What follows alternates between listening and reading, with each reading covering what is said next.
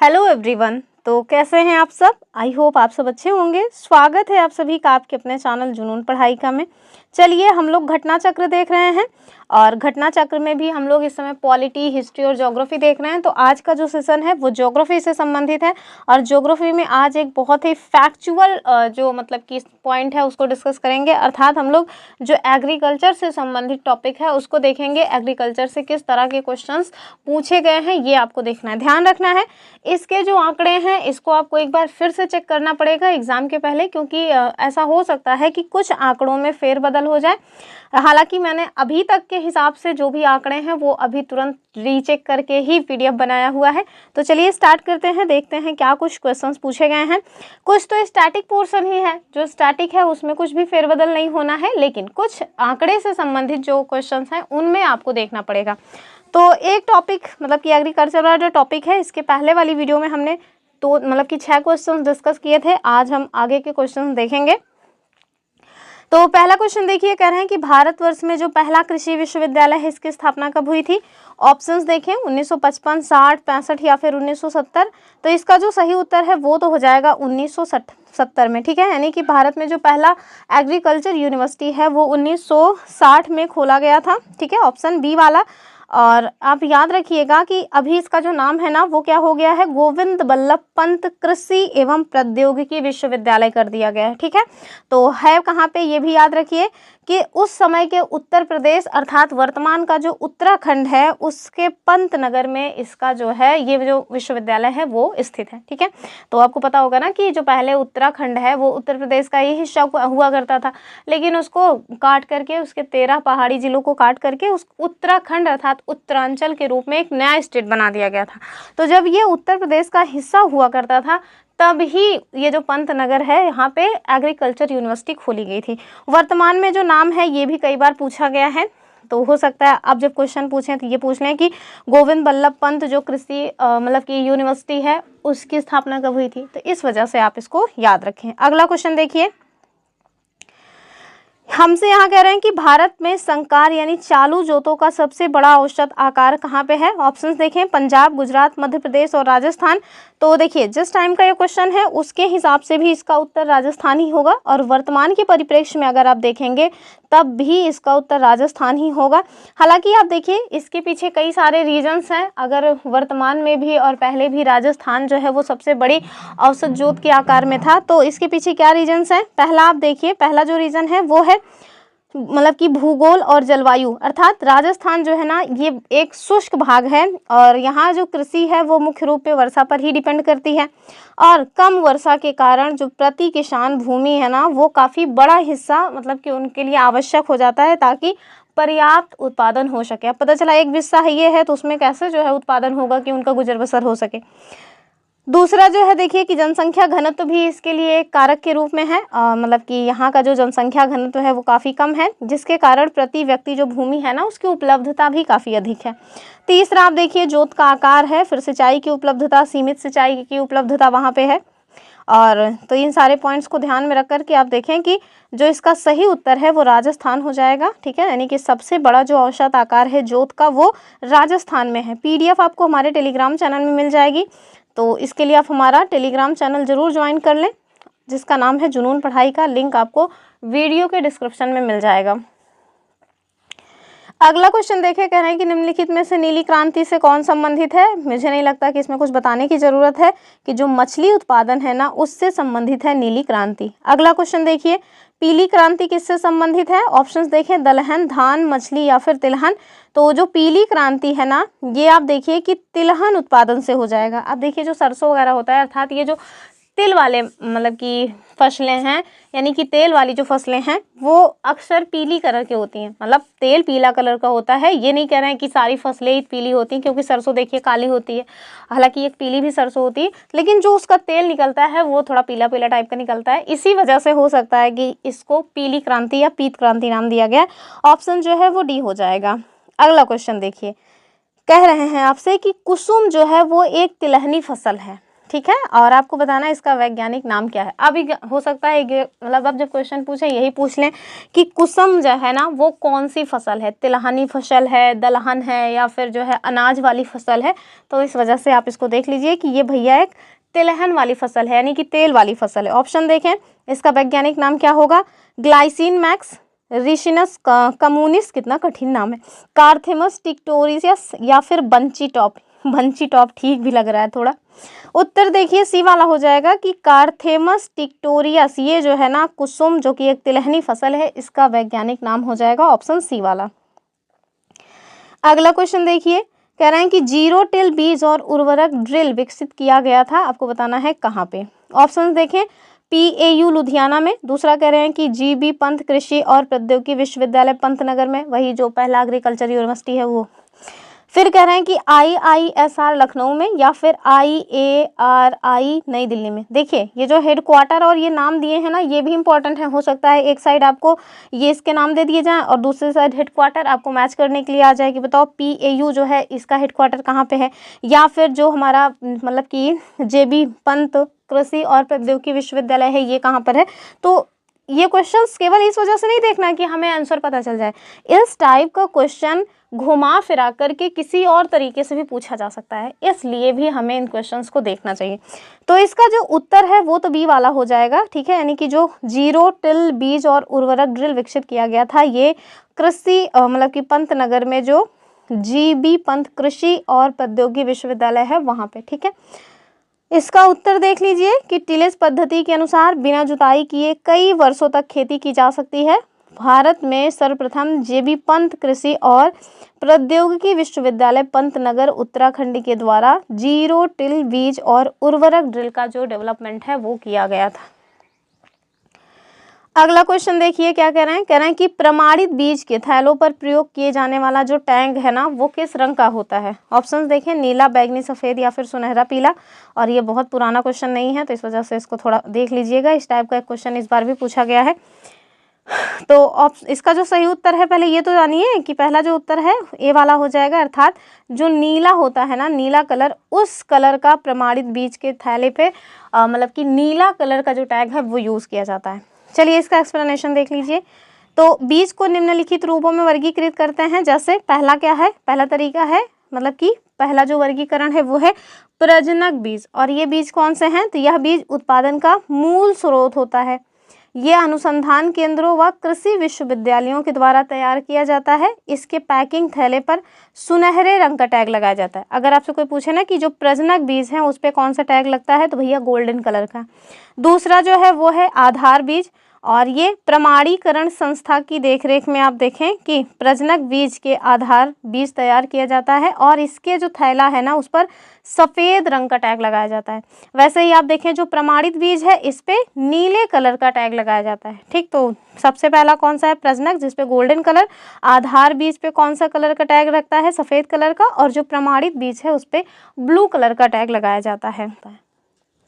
अगले क्वेश्चन को देखेंगे हम लोग, और जो हमारा अगला क्वेश्चन है वो क्या है कि निम्नलिखित में से कौन एक तिलहनी फसल है। ऑप्शन देखें, मसूर, लोबिया, सूर्यमुखी, या फिर बरसीम। तो ये जो तिलहन अर्थात तेल वाली फसल की बात कर रहे हैं, तो आप देखिए जो सूरजमुखी है ना ये तिलहनी फसल है, जबकि मसूर जो है ये दलहन फसल है, लोबिया की भी दाल बनती है, और बरसीम ये तो जानवरों को खिलाने वाला एक चारा होता है। उत्तर में देखिए कि भारत की जो प्रमुख तिलहनी फसलें हैं वो कौन कौन सी हैं, तो तोरिया, सरसों, तिल, अलसी, सोयाबीन, सूरजमुखी, मूंगफली आदि ये सभी ना तिलहनी फसलें हैं। अगला क्वेश्चन देखिए, कह रहे हैं कि गेहूं के साथ दो फसली के लिए अरहर की उपयुक्त किस्म है। ऑप्शंस देखें, NA1 बहार, UPAS 120, या फिर उपयुक्त में से कोई नहीं। तो इसका उत्तर देखिए क्या हो जाएगा, सी वाला, ठीक है। तो प्रश्न के अनुसार अगर आपको देखना है कि गेहूं के साथ अगर आप दो फसली के लिए अरहर बोना चाहते हैं ना तो आपको कौन सी किस्म यूज़ करना चाहिए, तो UPAS 120।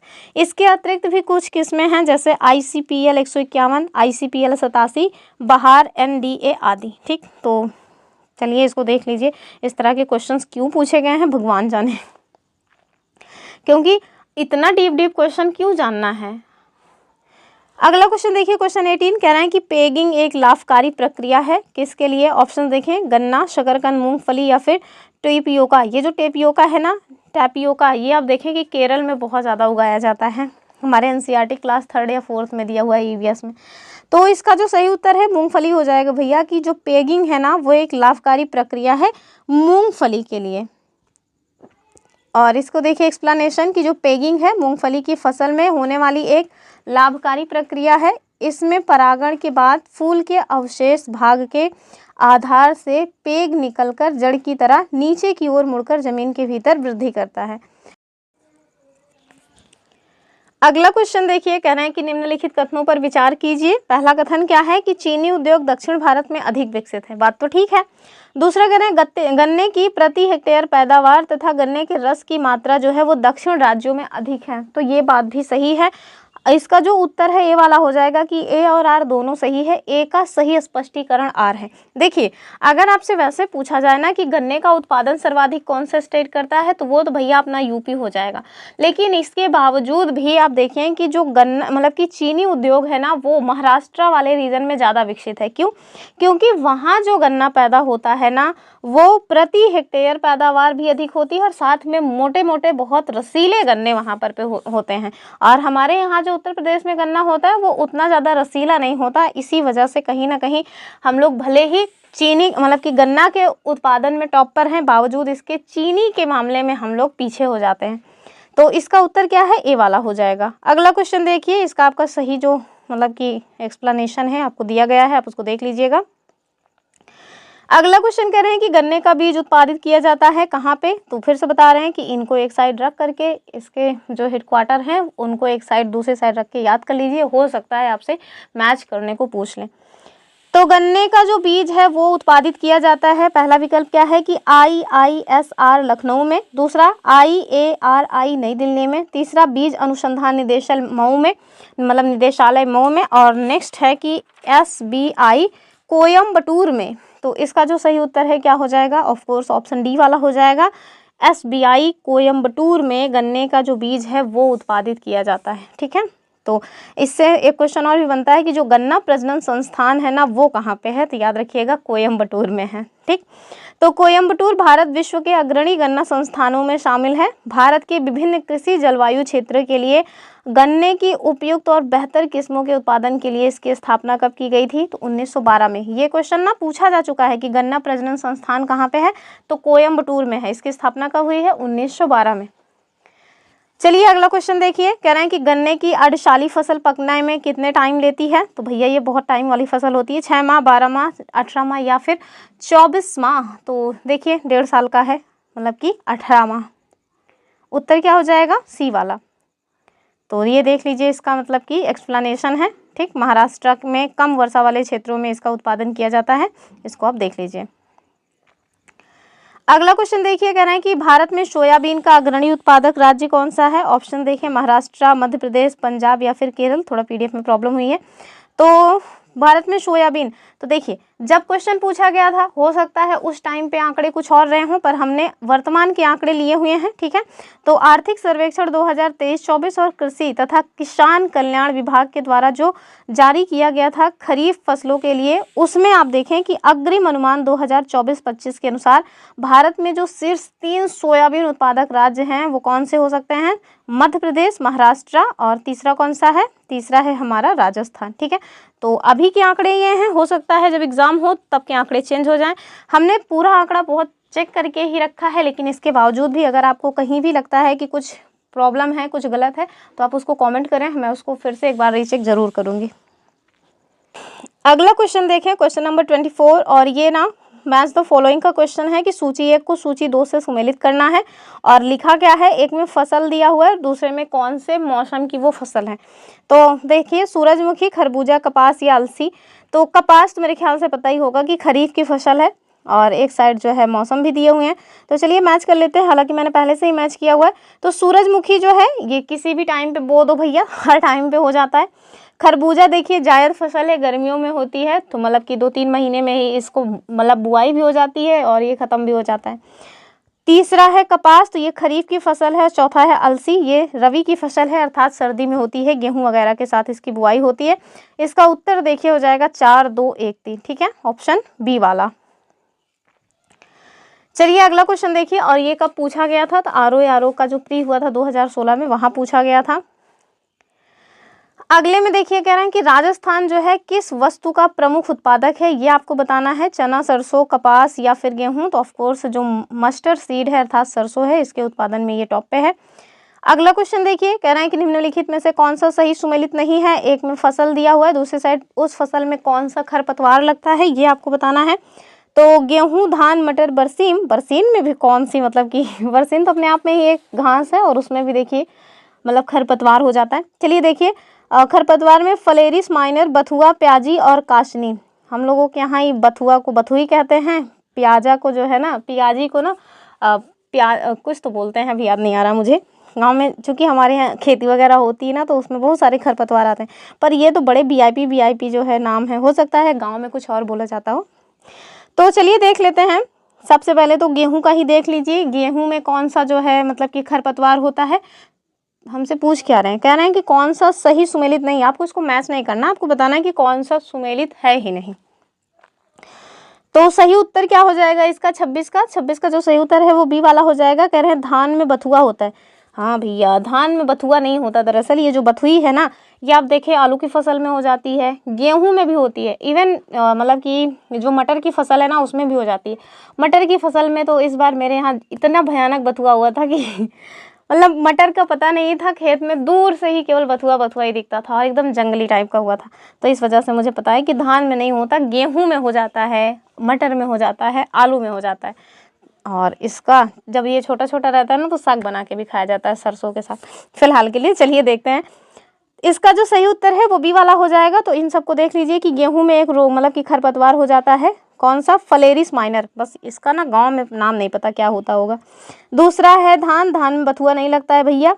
और मटर, मटर में प्याजी लग जाता है। और बरसीन में लग जाता है काशनी।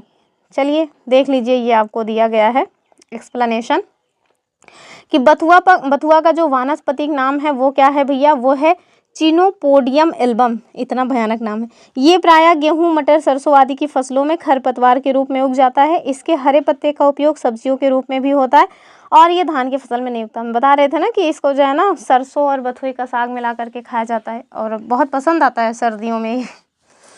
अगला क्वेश्चन देखिए, कह रहे हैं कि वर्ष 2011-12 में निम्नलिखित में से किस राज्य में दलहन का उत्पादन सर्वाधिक हुआ था। तो ये क्वेश्चन 2011-12 का है, लेकिन हमने इसका जो व्याख्या दिया हुआ है वो वर्तमान के परिप्रेक्ष्य में दिया है। तो उत्तर पहले देख लीजिए, उत्तर हो जाएगा मध्य प्रदेश, यानी ऑप्शन डी वाला। तो चलिए इसका जो एक्सप्लेनेशन है वो देखिए। तो 2011-12 के संदर्भ में आप जो है वो दलहन जो है सर्वाधिक उत्पादन मध्य प्रदेश में हुआ था। वर्तमान के परिदृश्य में आप देखें कि जो नवीनतम उपलब्ध आंकड़े हैं, इसके अनुसार भारत में दलहन का जो सबसे बड़ा उत्पादक राज्य है वो कौन है, अभी वर्तमान में राजस्थान हो गया है। ठीक है, तो जब जैसे पूछा जाए उस हिसाब से उत्तर देना है। अगला क्वेश्चन देखिए, कह रहे हैं कि निम्नलिखित कथनों पर विचार कीजिए, नीचे दिए गए कूट में सही उत्तर का चयन कीजिए। ठीक है, कर लेंगे। कह रहे हैं कि भारत में कर्नाटक कच्चे रेशम का सबसे बड़ा उत्पादक है, तो ये बात तो ठीक है। दूसरा कह रहे हैं भारत में आंध्र प्रदेश शहतूत रेशम का सबसे बड़ा उत्पादक है, ये गलत है। तीसरा कह रहे हैं भारत में झारखंड तसर रेशम का सबसे बड़ा उत्पादक है, बात सही है। भारत में मेघालय इरी रेशम का सबसे बड़ा उत्पादक है, ये गलत है। उत्तर जो है ना वो सी वाला हो जाएगा, 1 और 3 सही है। चलिए इसका सही उत्तर देख लेते हैं। वर्तमान के ही परिप्रेक्ष्य में मैंने इसकी भी व्याख्या रखी है। तो अभी अगर आप वर्तमान के हिसाब से देखें तो भारत में जो कर्नाटक है वो कच्चे रेशम का सबसे बड़ा उत्पादक है। ठीक है, और कर्नाटक विशेषकर कौन सा रेशम मतलब उत्पादित करता है, तो याद रखिएगा शहतूत रेशम। अगला पॉइंट देखिए कि भारत में शहतूत रेशम इसका सबसे बड़ा उत्पादक कौन है, कर्नाटक है। आंध्र प्रदेश इसमें दूसरे स्थान पे आता है। तीसरा पॉइंट है कि भारत में झारखंड जो है वो तसर रेशम का सबसे बड़ा उत्पादक है और झारखंड वर्तमान में तसर रेशम के सबसे बड़े उत्पादक राज्यों में से एक है ही। और जो ईरी रेशम है इसका सबसे बड़ा उत्पादक राज्य कौन है, असम है। और मेघालय जो है ना वो भी इसका उत्पादन करता है, लेकिन बहुत कम मात्रा में। तो यहाँ पे जो इसका उत्तर है वो सी वाला हो जाएगा, यानी कि 1 और 3 ठीक है। अगला क्वेश्चन देखिए, कह रहे हैं कि निम्नलिखित में से किस फसल की रोपाई होती है, अर्थात पहले उसकी बेहन डाली जाती है, उसके बाद बेहन मतलब कि पहले उसकी बुआई होती है, बुआई के बाद उसमें छोटे छोटे पौधे आते हैं, उन पौधों को फिर से खेत में रोपाई की जाती है। तो इस तरह का प्रोसेस किस में होता है ये आपको बताना है। ऑप्शन देखें, सरसों नहीं, सरसों तो आप खेत में वैसे ही ले जाके बीज छितरा दो, उसके बाद उसका पौधा हो जाएगा और वही पौधा बड़ा होगा फिर फल भी दे देगा। फिर कह रहे हैं धान, गेहूं या मक्का, तो गेहूं मक्का की भी यही कंडीशन है, लेकिन आप देखें धान, जो धान है ना इसकी रुपाई की जाती है, ठीक है, ऑप्शन बी। हालांकि वैसे बुआई करके भी इसका उत्पादन किया जाता है, लेकिन उतना अच्छा उत्पादन नहीं देता है जितना अच्छा उत्पादन ये रुपाई के बाद देता है। अगला क्वेश्चन देखें। अब ये वाला क्वेश्चन क्यों पूछा गया था मुझे नहीं पता, और देख लीजिए आरओ उत्तर प्रदेश प्रीलिम्स 2014 का क्वेश्चन है। मुझे नहीं पता कि इस तरह से क्वेश्चन क्यों पूछे गए थे। कह रहे हैं कि बासमती चावल की रुपाई के लिए उपयुक्त बीज दर है, अर्थात कितने हेक्टेयर में कितने केजी आपको बासमती चावल की बेहन डालनी चाहिए ये आपको बताना है। ऑप्शन देखें, 40 से 50 किलोग्राम प्रति हेक्टेयर, या 20 से 30 किलोग्राम प्रति हेक्टेयर, या 15 से 20 किलोग्राम प्रति हेक्टेयर, या 5 से 10 किलोग्राम प्रति हेक्टेयर। उत्तर देख लीजिए, सी वाला हो जाएगा। अगर आप बासमती चावल बोना चाहते हैं भैया, बासमती चावल उगाना चाहते हैं, तो उसके लिए आपको मतलब कि 1 हेक्टेयर में कम से कम 15 से 20 किलोग्राम जो चावल है उसको छितराया है, और उसके बाद जब उसकी बेहन हो जाए तो फिर उसको 1 हेक्टेयर में मतलब कि रुपाई करा दें। तो इस तरह के क्वेश्चन पूछे गए। चलिए अगला क्वेश्चन देखिए। कह रहे हैं कि भारत के राज्यों में से कौन सा राज्य चावल का सर्वाधिक उत्पादन प्रति हेक्टेयर में करता है, ये आपको बताना है।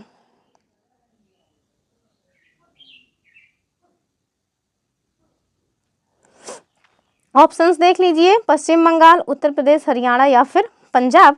तो इसका जो सही उत्तर है वो क्या हो जाएगा, वो हो जाएगा ऑप्शन डी वाला, यानी कि पंजाब, ठीक है। तो ये 2017 का आंकड़ा है, हालांकि आंकड़े मैंने अभी नए नए लिए हैं, ये 2017 का क्वेश्चन है। तो चलिए देखिए कि वर्तमान परिप्रेक्ष्य में प्रति हेक्टेयर चावल का जो सर्वाधिक उत्पादन करने वाला राज्य है वो कौन है, पंजाब है। हालांकि मतलब कि उस टाइम के हिसाब से जो उत्तर है उसको आप देख लीजिए, उस टाइम पे भी पंजाब था। और ठीक है, तो आपको याद ही रखना है कि कृषि का जो आंकड़ा है वो आए दिन चेंज होता रहता है, उसमें तो कुछ फेरबदल होना ही नहीं है, मतलब आपको उसको देखना ही पड़ेगा जब आप एग्ज़ाम देने जा रहे हैं। तो कहना है कि निम्नलिखित में से कौन सा सही सुमेलित नहीं है। तो चलिए, एक साइड जो है फसल का नाम दिया है और एक साइड किस्म का नाम दिया है, देख लीजिए। कह रहे हैं सरसों की एक किस्म है वरुणा, तो बताइए क्या सरसों की किस्म वरुणा है। दूसरा कह रहे हैं मटर की एक किस्म है रचना। तीसरा कह रहे हैं कि अलसी की एक किस्म है नीलम, और धान की राधे। तो नहीं भैया, धान की राधे नहीं है, बाकी सारे ऑप्शन सही हैं, ठीक है। तो ये जो राधे है किसकी है, तो ये भैया चने की फसल है, या चने का जो है एक वैरायटी है राधे, राधे राधे। चलिए अगला क्वेश्चन देखिए। तो ये कुछ एग्रीकल्चर से जो है संबंधित क्वेश्चंस पूछे गए थे जो आपको हमने बताए। अब देख लेते हैं जो बागानी फसलें हैं उनसे कौन से क्वेश्चन पूछे। चलिए बागानी फसलों से क्या क्वेश्चन बने इसको देख लेते हैं। पहले कह रहे हैं कि भारत के किस राज्य में सर्वाधिक कॉफी का उत्पादन होता है। ये क्वेश्चन कई बार पूछा जा चुका है। ऑप्शन देखिए, महाराष्ट्र, केरल, उड़ीसा या फिर कर्नाटक। उत्तर प्रदेश प्रीलिम्स ने भी पूछा हुआ है, तो सही उत्तर देखिए कर्नाटक हो जाएगा, ऑप्शन डी वाला, ठीक। तो चलिए इसको देख लीजिए कि भारत में जो कॉफ़ी है इसकी 2 प्रमुख किस्मों को उगाया जाता है, पहला है अरेबिका, दूसरा है रोबस्ता। देश में कॉफ़ी का जो सर्वाधिक उत्पादन है वो कर्नाटका के द्वारा की जाता है।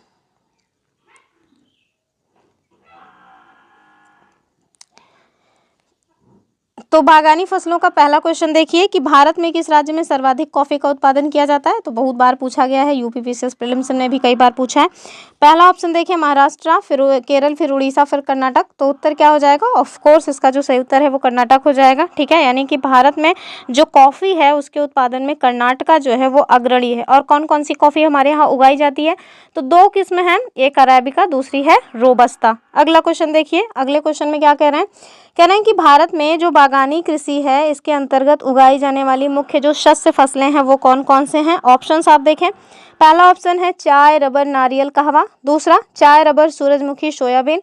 तीसरा कह रहे हैं चाय, केला, अंगूर और नारियल। और चौथा कह रहे हैं कि चाय, रबर, नारियल और सोयाबीन। तो ऑफ कोर्स इसका जो उत्तर है ए वाला हो जाएगा, यानी कि चाय, रबर, नारियल और जो कहवा है ना, ये हमारे यहाँ बागानी के अंतर्गत उगाई जाने वाली जो शस्य फसलें हैं उनमें शामिल हैं। इसका एक्सप्लेनेशन देखिए कि जो बागानी फसलें हैं यानी कि प्लांटेशन क्रॉप है, इसके अंतर्गत जो हमारा एग्रीकल्चर मिनिस्ट्री है इसके अनुसार नारियल आता है, सुपारी है, ताड़ है, कोकोवा, काजू आदि को रखा जाता है। अगर कोई पूछे कि जो वाणिज्य मंत्रालय है इसके अनुसार बागानी फसल के तहत कौन कौन आते हैं, तो वाणिज्य मंत्रालय के अंतर्गत या वाणिज्य मंत्रालय के हिसाब से चाय आता है, कॉफ़ी आता है, रबर है, ठीक है। जबकि नारियल, ताड़, सुपारी, कोकोवा, काजू, चाय, कॉफ़ी और रबर ये सभी एक तरह से बागानी फसलों के अंतर्गत ही आ जाती हैं, ठीक है। अगले क्वेश्चन को देखिए।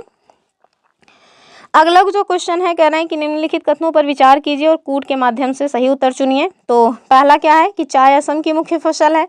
दूसरा कहवा तमिलनाडु की मुख्य फसल है, तभी हमने देखा। तीसरा आंध्र प्रदेश की जो है वो तंबाकू जो है वो आंध्र प्रदेश में विस्तृत पैमाने पर उगाई जाती है। जो जूट है वो छत्तीसगढ़ की मुख्य फसल है।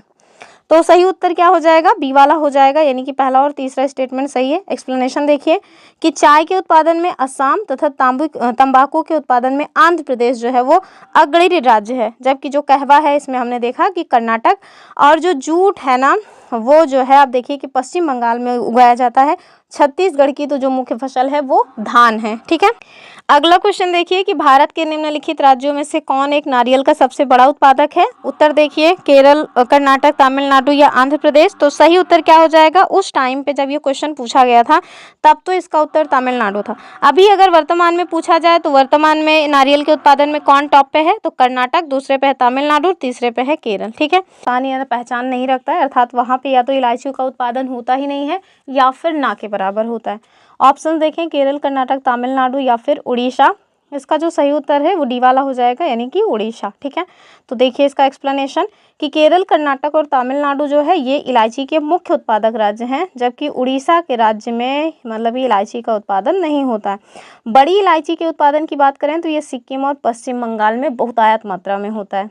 अगला क्वेश्चन देखिए और लगभग समाप्त भी होने वाले हैं। कहना है कि कौन सा प्रमुख काजू उत्पादक राज्य है, तो जाहिर सी बात है ये हो जाएगा अपना केरला। और ये अगला क्वेश्चन क्या कह रहे हैं कि भारत की निम्न फसलों में से किस फसल के अंतर्गत उसके शुद्ध सकल कृषि क्षेत्र के सिंचित क्षेत्र का सर्वाधिक % है, तो गन्ना हो जाएगा। ठीक है, ऑप्शन डी वाला।